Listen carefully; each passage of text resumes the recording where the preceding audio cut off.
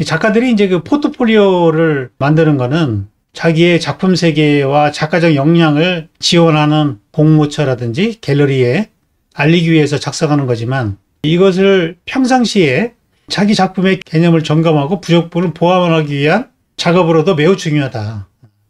그래서 포트폴리오는 자기소개와 작가 노트 그리고 작품 이미지로 구성이 되는데 작품을 먼저 하고 작품에 따른 포트폴리오를 만들 수도 있지만 포트폴리오를 먼저 만들고 거기에 따른 작품을 만들 수도 있어요.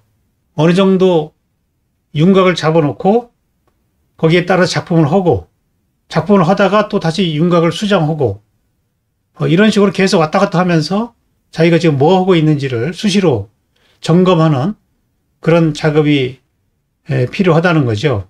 그래서 맨 먼저 나의 관심사, 내가 가장 중요하게 생각하는 그런 관심사를 설정해야 된다.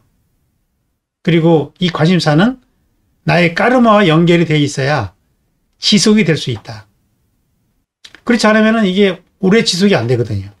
그래서 내가 인간의 어떤 심리에 관심이 많은 건지, 또는 사회 현실에 관심이 많은 건지, 또는 역사에 관심이 많은 건지, 이런 것들이 사람마다 다르기 때문에 자신만의 관심사를 찾아보기 바랍니다. 그 다음에 이제 예술관, 이게 이제 가장 중요한 작업인데 대부분 여러분들의 그 예술관을 잡는 거 보면 너무 막연하고요.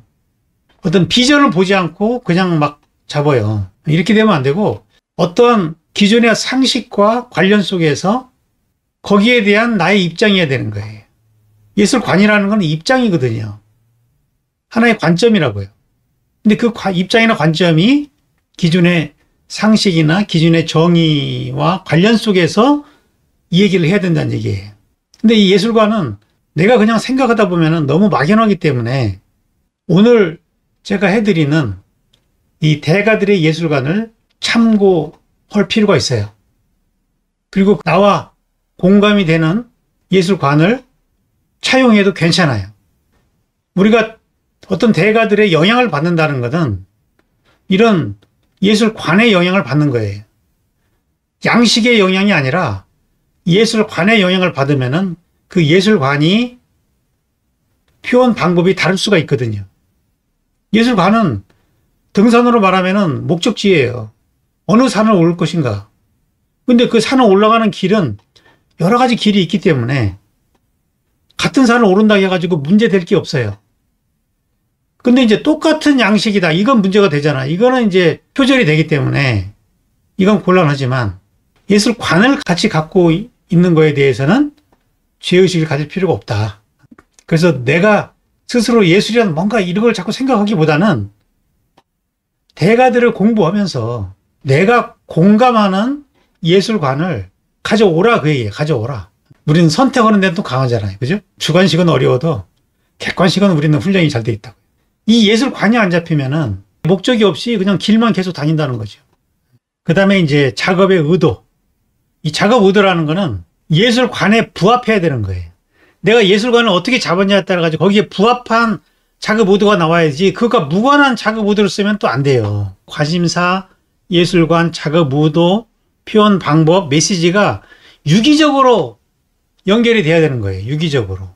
예술관이 있으면은 반드시 거기에 따른 예술의 사조가 있어요.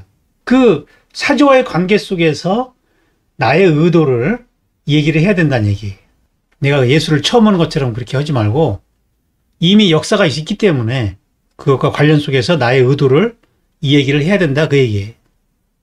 그리고 그 의도를 내가 어떻게 표현할 것인가. 표현 방법이 문제가 되겠죠. 그 표현을 위한 착상, 나의 경험 속에서 그 주제가 어떻게 착상이 되었나. 그 착상하고 또 그거를 어떻게 표현을 해보고자 했는지 표현 방법이 그 의도와 관계 속에서 최선의 표현이 되어야 되는 거죠. 그리고 이제 마지막으로 메시지. 그 표현된 예술 작품이 우리 현실의 어떤 문제에 대해서 무엇을 말하고자 하는가. 이거는 이제 예술관과 또 관련 속에서 나의 메시지가 또 나와야 되는 거예요. 그래서 이런 그 5가지 항목을 순서대로 쓰면은 아주 깔끔한 작가 노트가 되는 거예요. 여러분들이 이제 포트폴리오를 제출할 때는 이 항목들이 적절한 내용으로 들어가 있어야 된다. 그 얘기예요. 작가 노트를 그냥 막 이렇게 쓰려다 보면은 어떤 경우는 뭐 표현 방법만 잔뜩 써놓는다든지 작업 의도만 잔뜩 써놓는다든지 이런 경우가 있어요. 그러니까 힘의 그 안배를 적절히 해가지고 여기에 대한 질문에 내가 답한다 하는 식으로 하려다 보면은 내 작품의 개념이 정립이 된다 그 얘기예요. 자, 그러면은 이 완성된 작가 노트를 한번 보겠습니다. 물론 이 작가 노트는 안젤린 키퍼가 쓴 건 아니고 안젤린 키퍼가 한 얘기를 토대로 쓴 거기 때문에 뭐 안젤린 키퍼가 써더라도 뭐 이런 식으로 쓸 거라고 생각이 됩니다. 자, 먼저 안젤린 키퍼의 관심사를 한번 보죠. 나는 나비나 소똥 같은 어떤 특정한 소재들에 너무 끌리는 이유를 알지 못했는데 연금술이 큰 역할을 하게 된다는 사실을 알게 되었다. 나는 변하는 것들에 큰 흥미를 느낀다. 왜 내가 이 납 같은 소재에 흥미를 느끼는지 또 소똥에 흥미를 느끼는지 괜히 끌린다는 얘기예요. 처음에는 왜 그런지 몰랐는데 계속 곰곰이 생각해 보니까 그것이 어떤 연금술적인 거에 그 관련이 있고 내가 연금술에 관심이 있다는 걸 알게 되는 거죠.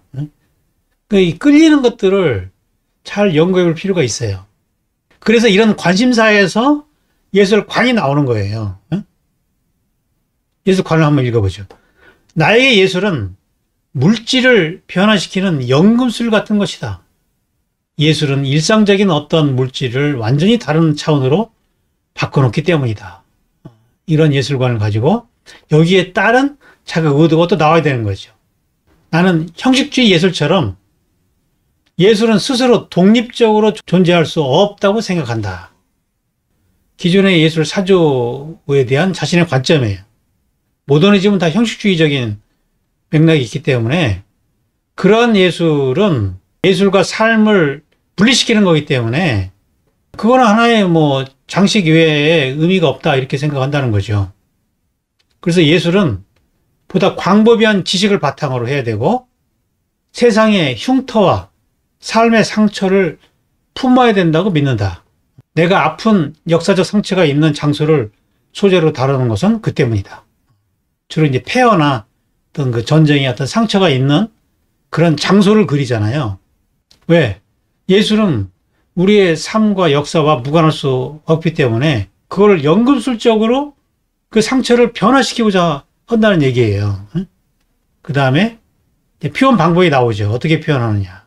나는 집이나 소똥이 작품의 좋은 재료라는 것을 발견했는데 작업의 착상이에요. 그것들은 발효되어 가지고 다른 것으로 변형되기 때문이다. 나는 물질에 영혼이 있다고 생각하고 그런 집을 영적으로 만들어서 물질의 의미를 부여했다. 또 사람들이 흔히 납은 위험한 것이라고 생각하지만 그것은 인류 역사의 무게를 지탱할 수 있는 유일한 재료다. 납과 금박의 혼용은 영적인 깨달음, 초월, 재탄생에 대한 은유다. 이는 계절의 흐름과 변화에 따라 순환되는 자연의 섭리와 맥을 같이 한다. 자연이 순환하고 변화하듯이 이런 재료들이 초월이나 재탄생과 관련된 시적인 은유라는 거죠. 그럼 이걸 통해서 뭘 말하고자 하느냐? 메시지가 뭐냐? 우리가 자연의 순환을 믿는다면 모든 게 부서지고 무너진 폐허에서 절망 대신에 희망을 느낄 수 있을 것이다.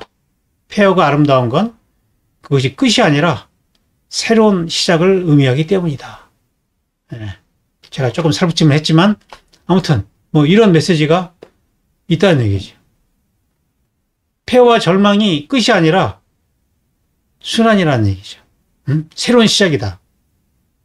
한 밤에서 새벽에 여명이 트듯이 가장 추운 한겨울에서 봄이 싹트듯이 자연이 그러하듯이 우리의 인생도 그러하다. 이걸 말하고 싶다는 얘기예요. 아, 멋지잖아요. 그죠? 그러니까 이런 생각이 있기 때문에 저런 폐허를 그려도 왜 아름답지 않냐. 이런 시비에 당당하게 자기의 소신껏 얘기할 수 있는 거죠.